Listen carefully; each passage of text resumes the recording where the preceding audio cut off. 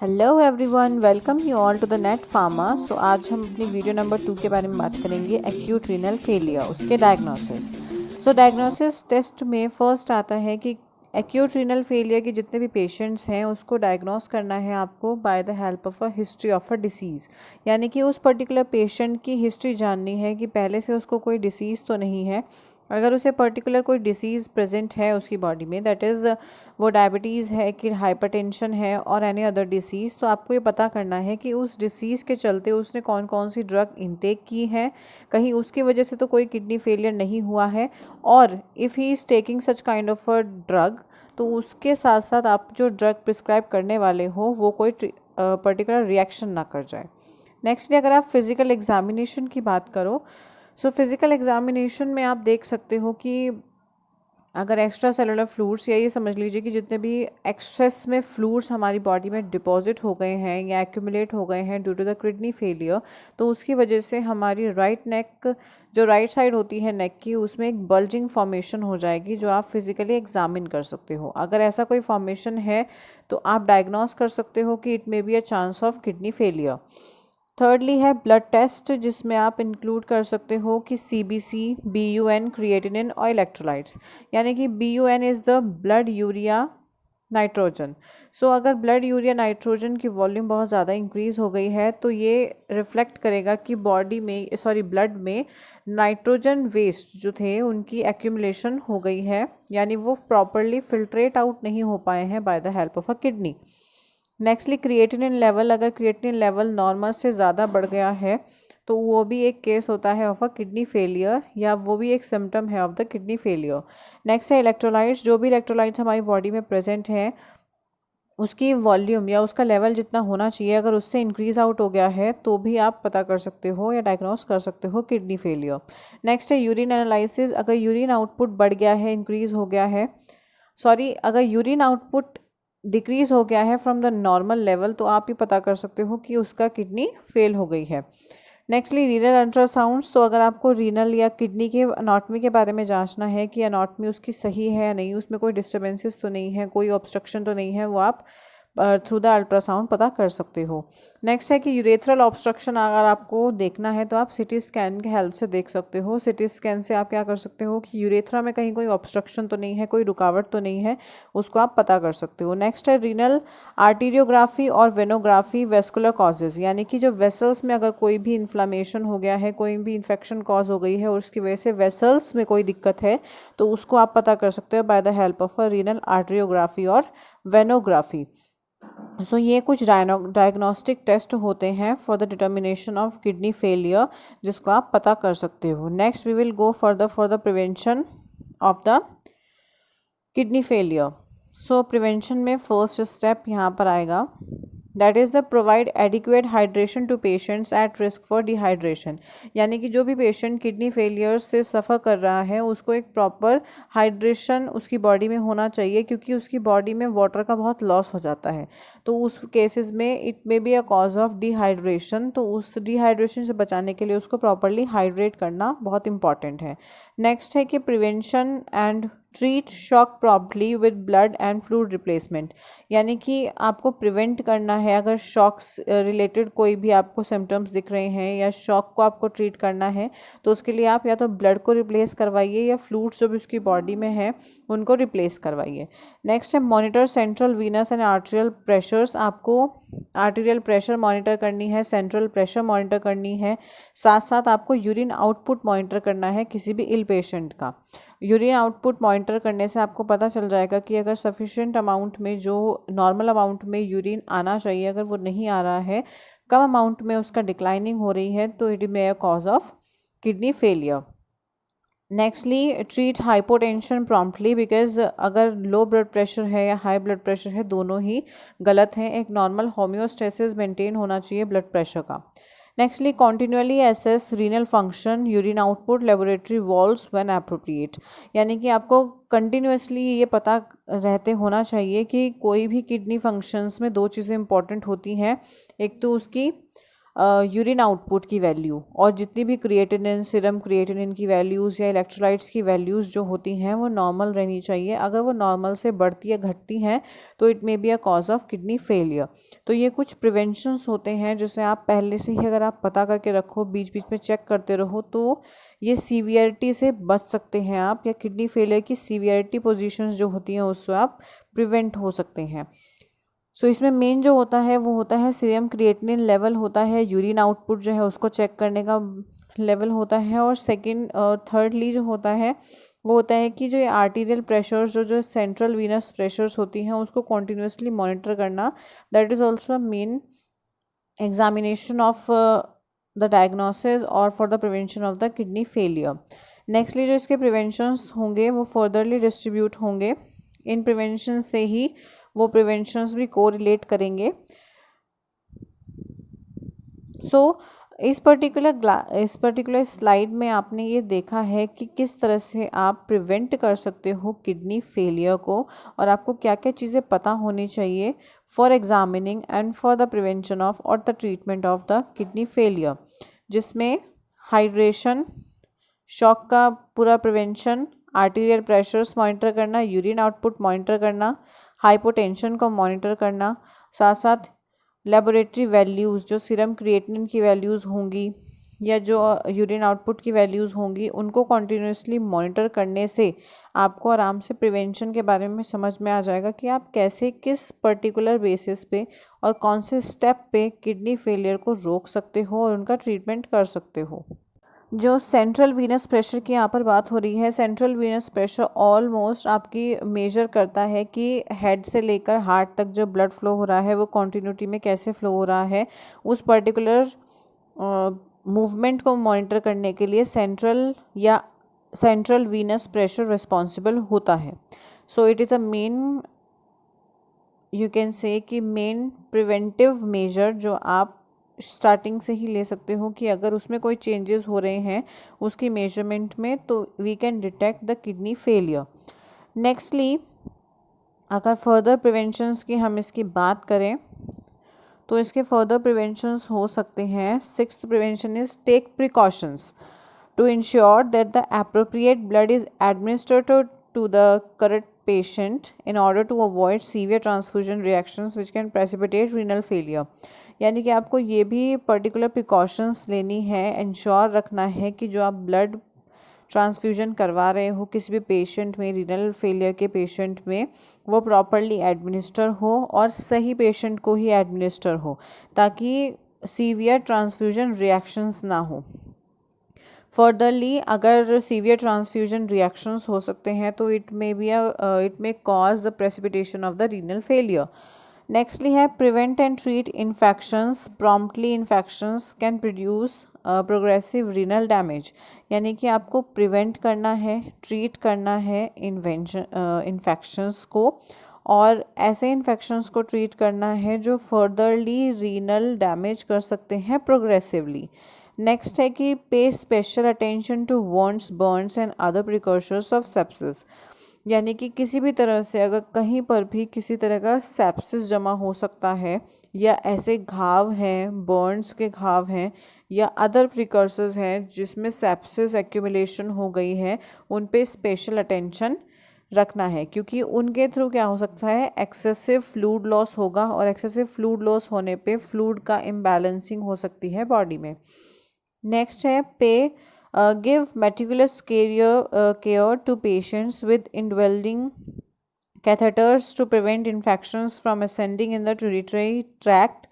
Remove catheters as soon as possible, यानी कि एक तरह से आप जो भी पेशेंट्स कैथेटर्स जिस पर लगे हुए हैं for the filtration for the dialysis membrane और जो भी उन पर लगे हुए हैं उसको आपको कॉन्टिन्यूसली मॉनिटर करना है ताकि उनके थ्रू कोई भी यूरिनरी ट्रैक्ट में इन्फेक्शन ना हो जाए कैथेटर्स के थ्रू। अगर आपको ऐसा लग रहा है कि किसी भी तरह का इन्फेक्शन जनरेट हो गए हैं by the help of a catheter या by the usage of a catheter, तो आपको ऑब्वियसली कैथेटर्स को उसी टाइम पर रिमूव करना है ताकि फर्दर इन्फेक्शन क्रिएट ना हो। ये फर्दर प्रिवेंशंस होते हैं किसी भी तरह की किडनी फेलियर को प्रिवेंट करने के लिए, जिसमें वही सेम है कि जो भी ब्लड ट्रांसफ्यूजन आप करवा रहे हो वो एप्रोप्रिएट ब्लड हो, और जिस पर्टिकुलर पेशेंट को आप करवा रहे हो वो एक करेक्ट पेशेंट हो और उसमें कोई भी तरह का ट्रांसफ्यूजन रिएक्शन ना हो।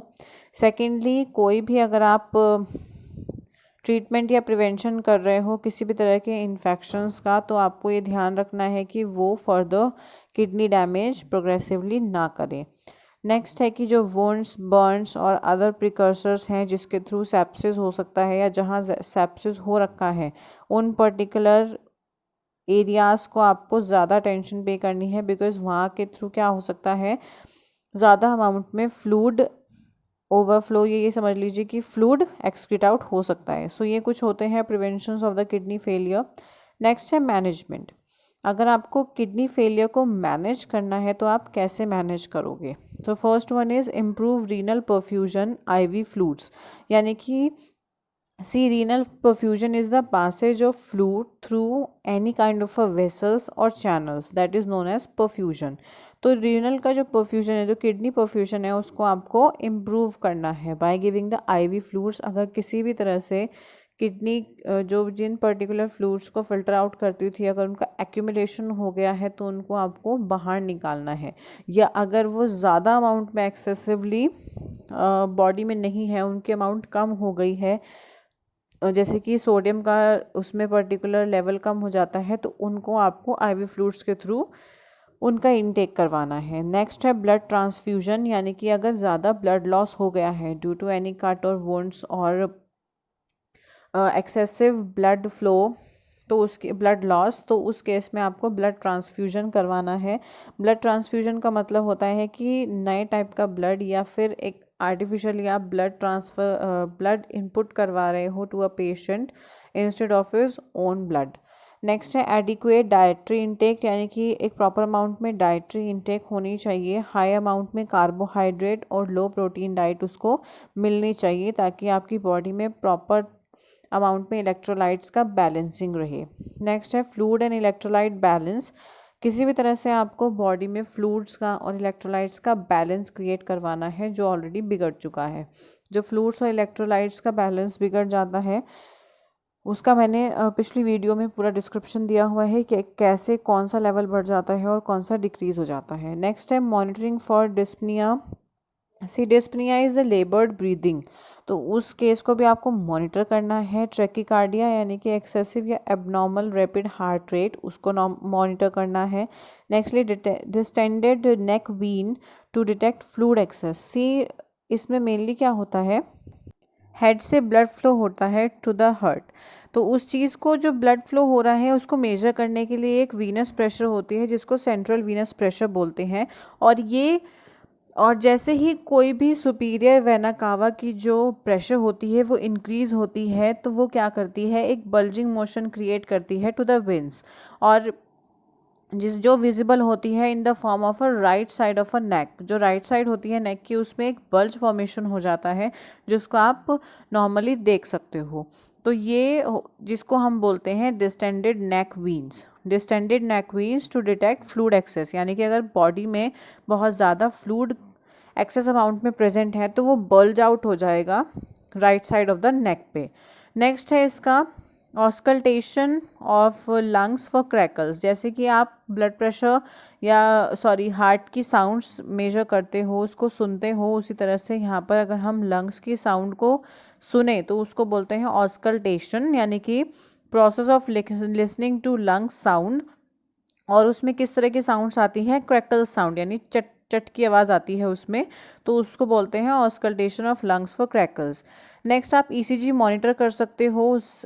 ईसीजी मॉनिटर कर सकते हो, उससे पता चल जाएगा कि अगर आप हाइपरटेंशन का केस है या हाइपरटेंशन का केस है तो उसके थ्रू आप इजीली मॉनिटर आउट कर सकते हो। नेक्स्ट है कि अगर किसी भी तरह से किडनी फेलियर रिवर्सिबल है ही नहीं है, उसका कोई ट्रीटमेंट ही नहीं हो सकता है, तो वो लास्ट केस होगा कि अब आपको डायलिसिस ही करना पड़ेगा, यानी आर्टिफिशियली जो फ्लूइड्स बॉडी में प्रेजेंट हो गए हैं या एक्सेसिव अमाउंट में जो इलेक्ट्रोलाइट इम्बैलेंस हो गया है उसको आपको फिल्टर आउट करना है bye the help of a dialysis membrane. और आप या क्या कर सकते हो, आप किडनी ट्रांसप्लांटेशन कर सकते हो या रीनल रिप्लेसमेंट कर सकते हो। ये दो थेरेपीज़ होती हैं, ये तब की जाती हैं जब बिल्कुल एंड एंड हो जाता है उस पर्टिकुलर रीनल डिसीज़ का, एंड स्टेज रीनल डिसीज़ जिसमें क्रॉनिक रीनल डिसीज़ हो जाता है, उस केसेस में ये 2 ट्रांसप्लांटेशन किए जाते हैं या फिर आप ये कह दीजिए 2 मेजर्स लिए जाते हैं, थेरेपीज़ ली जाती हैं, दैट इज़ डायलिसिस और कॉन्टिन्यूस रीनल रिप्लेसमेंट थेरेपी। तो ये मैनेजमेंट सिस्टम्स होते हैं कि अगर आपको किसी भी किडनी फेलियर को मैनेज करना है तो उसके लिए आपको किन किन पॉइंट्स का ध्यान रखना है और किस तरह से आप उसको मैनेज कर सकते हो, जिसमें ब्लड ट्रांसफ्यूजन, इलेक्ट्रोलाइट इम्बैलेंसिंग उसको करेक्ट करने के लिए फिर आप लंग क्रैकल्स को जस्टिफाई कर सकते हो और डायलिसिस मेम्ब्रेन के थ्रू इसको प्रिवेंट कर सकते हो। नेक्स्ट है इसके मैनेजमेंट, इसमें मेडिकेशंस कौन कौन सी आप दे सकते हो, तो उसमें है renal dose of dopamine. See dopamine एक तरह का वेसोडाइलेटर है, तो जो भी प्री रीनल ARF की सिचुएशंस होती हैं, प्री रीनल ARF में क्या होता है कि जो आर्टरीज होती हैं ब्लड सप्लाई कर रही होती हैं उसमें वैसो कॉन्स्ट्रिक्शन हो जाता है, तो उसको डायलेट करने के लिए यहाँ पर डोपामिन यूज़ की गई है ताकि वो वेसल्स डायलेट हो जाए। नेक्स्टली ग्लूकोकॉर्टिकॉइड्स आप यूज़ कर सकते हो जहाँ पर भी पर्टिकुलर किडनी में इन्फ्लामेशन कॉज हुई है, इन्फेक्शन कॉज हुआ है, तो उसको ट्रीट आउट करने के लिए आप ग्लूकोकॉर्टिकॉइड्स यूज़ करोगे for removal of the inflammation और for prevention of the inflammation. Next है आप डायरेटिक्स यूज़ कर सकते हो जैसे कि mannitol, furosemide in case of oedema, अगर ज़्यादा स्वेलिंग हो गई है पर्टिकुलर अगर प्रोस्टेट ग्लैंड्स में स्वेलिंग हो जाएगी तो यूरेथ्रा की वॉल्स जो हैं वो बहुत कॉन्स्ट्रिक्ट हो जाती हैं, तो उस स्वेलिंग को भी आप रिड्यूस आउट करने के लिए डायरेटिक्स यूज़ कर सकते हो, जिससे क्या होगा कि जो यूरिनेशन की प्रॉब्लम आ रही थी कि एक्सेसिव यूरिनेशन नहीं हो पा रहा है और प्रॉपर अमाउंट में यूरिन आउटपुट नहीं आ पा रहा है, तो उस केसेस में डायरेटिक्स क्या करते हैं, हेल्प आउट करते हैं कि प्रॉपर इंक्रीज अमाउंट में यूरिनेशन हो और एक प्रॉपर आउटपुट क्रिएट हो सके, यूरिन आउटपुट क्रिएट हो सके, तो उसके लिए डायरेटिक्स यूज़ किए जाते हैं। नेक्स्ट है कि अगर हाइपोवोलेमिया हो गया है, यानी कि deficit of water in the blood या deficit of water in the body, तो उसको हाइपोवोलेमिया बोलते हैं। तो अगर वो हो गया है due to the albumin loss, यानी कि अगर एल्ब्यूमिन लॉस हो जाने की वजह से हाइपोवोलेमिया हो गया है, तो उस केस में आप एल्ब्यूमिन का इंटेक करवा सकते हैं। कायक्सिलेट उसको आप ऑरली भी दे सकते हो ताकि जो हाइपरकैलेमिया यानी कि पोटेशियम लेवल डिक्रीज हो गया है वो ठीक हो सके। नेक्स्ट मैनेजमेंट के लिए मेडिकेशंस और क्या हो सकती हैं कि अगर कोई हीमोडायनेमिकली अनस्टेबल पेशेंट है तो उसको आप डेक्सट्रोज का 50% सॉल्यूशन IV के थ्रू दे सकते हो ताकि उसकी बॉडी में इलेक्ट्रोलाइट बैलेंसिंग प्रॉपर रहे। नेक्स्टली आप इंसुलिन, कैल्शियम उनका पर्टिकुलर रिप्लेसमेंट करवा सकते हो ताकि पोटेशियम की जगह पर कैल्शियम शिफ्टिंग हो जाए और जो इलेक्ट्रोलाइट्स इम्बैलेंस हो गए हैं वो प्रॉपरली बैलेंस हो जाए। नेक्स्ट है वेंटोलिन नेबुलाइजर्स आप यूज़ कर सकते हो to lower the plasma potassium concentration. जो पोटेशियम कॉन्सेंट्रेशन इंक्रीज हो गई है इन केस ऑफ कैल्शियम, उसको लोअर आउट करने के लिए आप वेंटोलिन का नेबुलाइजर भी यूज़ कर सकते हो ताकि एक प्रॉपर इलेक्ट्रोलाइट बैलेंस बन जाए ब्लड में, बॉडी में, और उससे पर्टिकुलर रीनल डिसीज़ भी क्योर आउट हो जाए। तो ये प्रॉपर मेडिकेशंस होती हैं जो आपको मैनेज करने के लिए या पर्टिकुलर मैनेजमेंट करने के लिए किसी भी रीनल डिसीज़ या किडनी डिसीज़ में हेल्पफुल होती हैं। नेक्स्ट जो इसकी वीडियो होगी उसमें हम क्रॉनिक रीनल फेलियर के बारे में पढ़ेंगे। This is all about the acute renal failure, it's management, prevention and diagnosis test. So thank you so much for watching this video. Do like, share and subscribe my channel on YouTube, and for more information kindly like my Facebook page for further information and for further videos. Do like, share and subscribe my channel Net Farm.